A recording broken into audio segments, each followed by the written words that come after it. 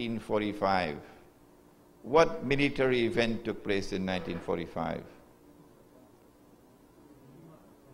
Hiroshima and Nagasaki. Nuclear power. 2 cities destroyed, hundreds of thousands of people wiped out in minutes. Nobody in the world could stand up to the United States. Not only did the United States of America have overwhelming military power on the ground and in the sea, but also in the air. They control the air. You cannot defeat an enemy who controls the air. You cannot. If he controls the air, it's only a matter of time before he wipes you out. And the United States controls the air. But notice what happens now. Money again plays a very strategic role in the process of movement from one stage to another. The sterling pound loses its status as the ruling currency in the world. And the Bank of England and London, the city, lose its status as the money capital of the world. And now is His Majesty the US dollar who replaces the sterling pound. If you read the Bretton Woods conference, after you listen to this seminar, go back and now read it. What happened in Bretton Woods in 1944? You will now see it in a new light after the seminar, not before the seminar. You will see all the maneuverings taking place in Bretton Woods when the United States summoned all the rest of the world to sit down, let's talk about money. And let's talk about the creation of a new international monetary system with awesome deception. When that monetary system was established, the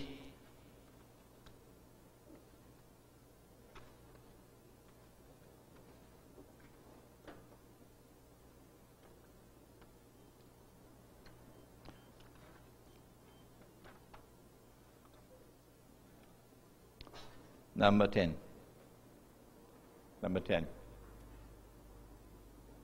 At Bretton Woods, which is upstate New York,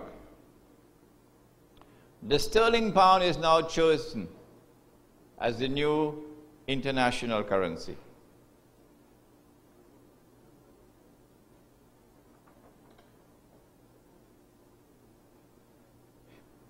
Previous to this, whatever paper currency was there, you could redeem it for gold, except that the banker was issuing more paper than he had gold. I told you about that already. But you could at least go back with your paper and get your gold. But now at Bretton Woods, that's gone.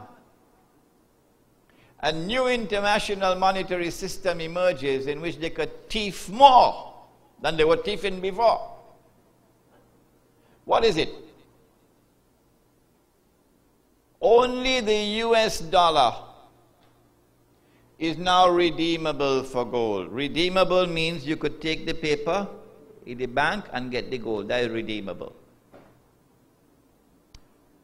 And it is redeemable at the rate of 35 US dollars to 1 ounce of gold. The Lord says so, and you have to believe the Lord. He don't change his mind. So you could trust. And they put on the paper, in God we trust. Yes. But Bretton Woods said only governments could redeem the paper for gold, not you and I. So the market for money is only governments now. All the rest of us are now slaves. We have no status. We have no freedom. Well, why did we march to Chagaramas? How you could say Massa Day done when Massa has now taken control of money and say only governments could take the paper and get the gold? You and I can't do that. And when governments take the paper to get the gold, they will get gold at $35 for an ounce of gold. Take it out.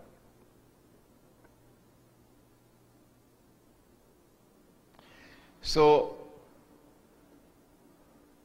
when we sell our oil, Saudi oil and Iraqi oil, they're handing we checks,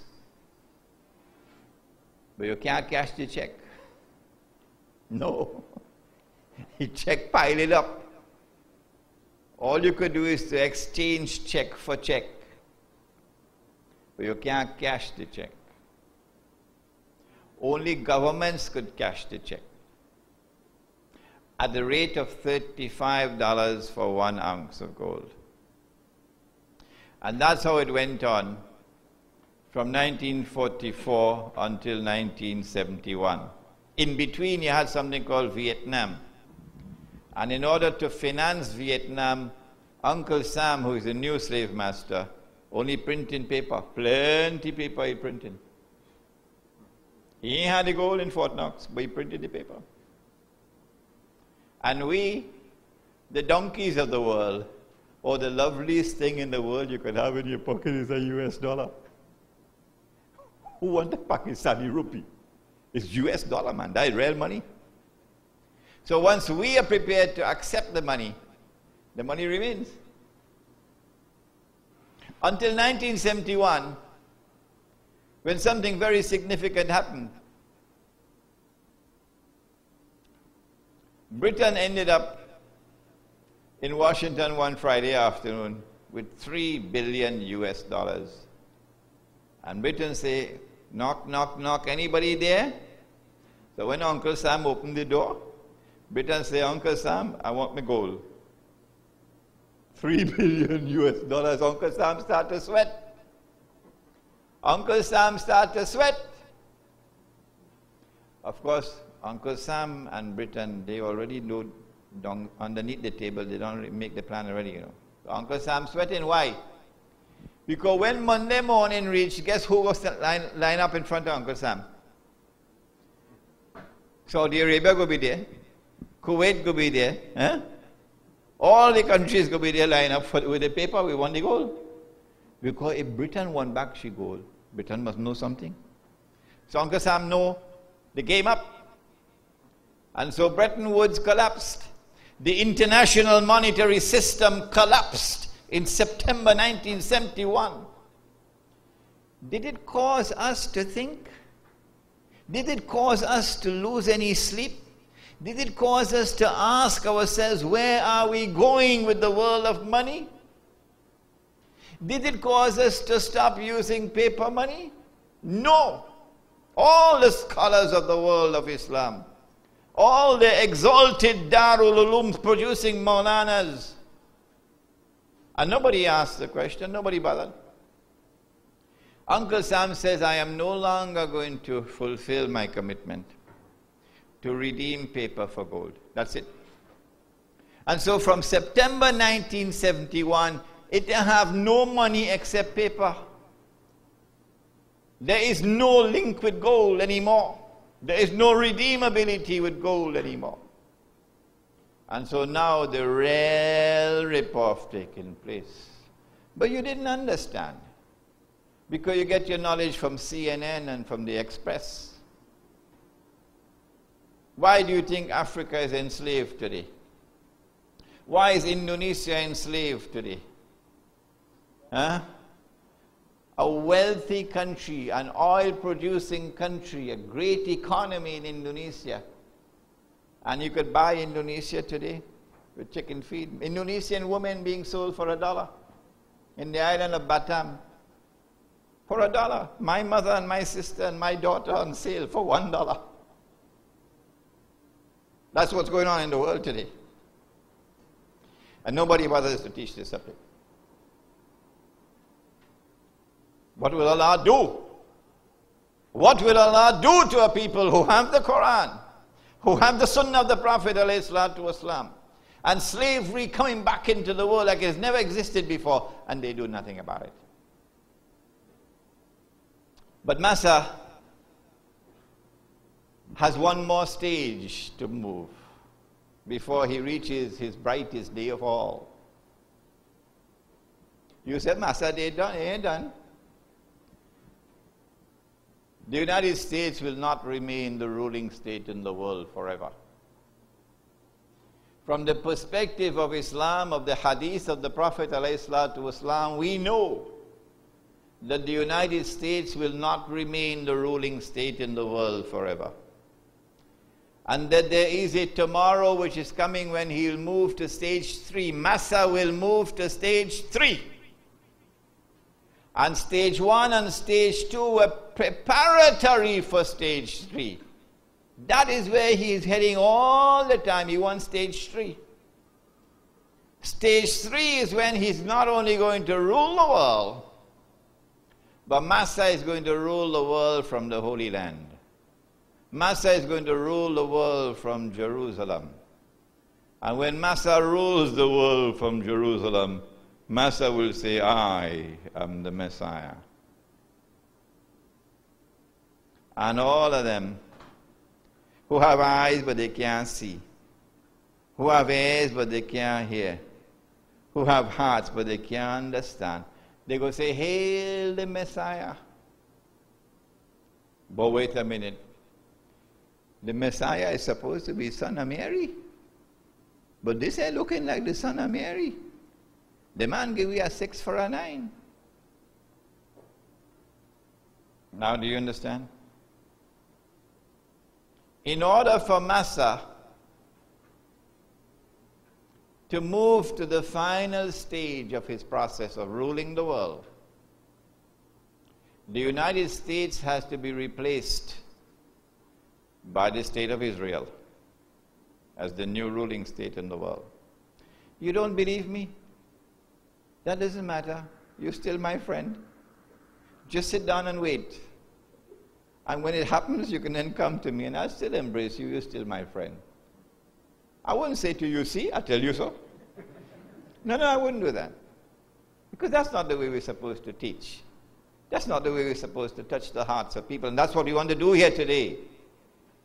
We want to produce from this hall those who will now go out there restlessly for the rest of their lives and seek to understand and grasp this subject and devote some time that Allah gave to you. It is Allah who gave you your time. Allah who gave you your life. Use some of it. Don't just come and sit down and listen to me and then go home and eat and sleep. Use some of the knowledge that you now get to go and preach it and teach it to others. Do something in order for the state of Israel to replace the United States as the ruling state in the world. Money has to play the most strategic role of all. Yes, Israel is going to wage a big war. Yes, it will be a dramatic war. Yes, it will witness a dramatic territorial expansion of the state. How much? To the biblical frontiers, from the river of Egypt to the river Euphrates. If you know your Bible the way Michael Alexander knows his Bible. He was the equivalent of a Christian priest. From the river of Egypt to the river Euphrates. Which means that, you don't have to have a PhD to understand that Israel is going to seize the Suez Canal. You don't have to have a PhD to understand that Israel is going to seize all the oil of the Gulf. And when Israel seizes that oil, the Saudi oil and the Kuwaiti oil and the Iraqi oil and so on, the United States is, of course, preparing the way for that by intervening in Iraq. When Israel seizes that oil, and Dajjal has already done his homework, he's given to mankind the Industrial Revolution. He has given to mankind the scientific and technological revolution. He's given to mankind the age of mass mechanization.